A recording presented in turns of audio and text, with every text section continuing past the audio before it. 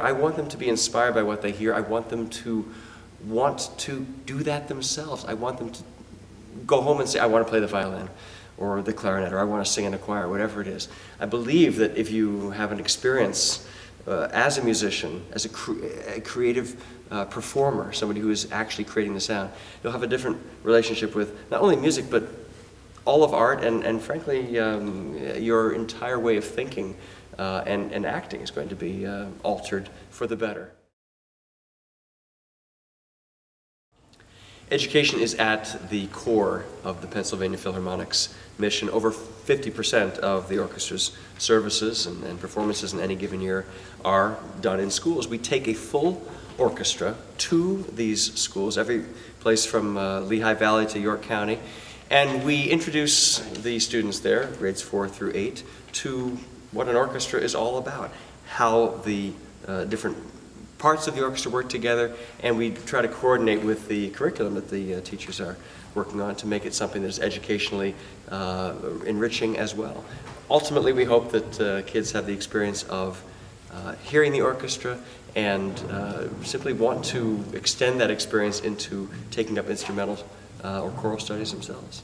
Well, the programs we present are ones that have been developed over quite a bit of time, and their overarching goal is to bring the students into the creative process in a variety of ways. There's usually an overarching concept that we're exploring. Last year, for example, we talked about music and storytelling, how music can, like a story, have characters and setting and plot. But along with getting those ideas across, we solicited answers and suggestions from the kids who were there, bringing them into the process, having them actually have an influence on what was going on the stage. So there was a lot of me going out into the audience and getting their responses and ideas, and then us responding right in the moment to their suggestions. This year we've been looking at music and emotion, how music reflects emotion and how sometimes it elicits emotion as well. And again, I've asked the students to suggest different ways that we can modify what we're playing to make it sound, let's say, joyful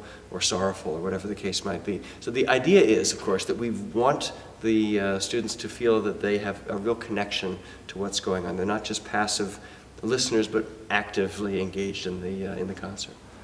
Each of these programs that we present are ones that are specifically designed for the purpose at hand. These are not programs that we're culling from the week's classical concert repertoire, for example, but ones that are very carefully chosen with a lot of particular examples and so on that really focus the listening and the attention on the main ideas that we're trying to get across.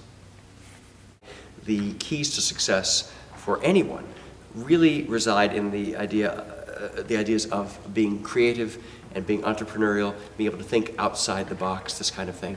There is no better training ground for those kinds of skills than experience in the arts, where we have to think and act creatively. So whether it's drama or dance or visual art or music, I think involvement in the arts is absolutely essential for every single student. If classical music is introduced in the right way, if people are given the entry points to understanding it and for it to be an emotional connection that they can have, that is, I think, a great privilege and a great gift that you can give to people, and it's something that I feel very, very strongly about, and it's something that is at the core of what the Pennsylvania Philharmonic is all about.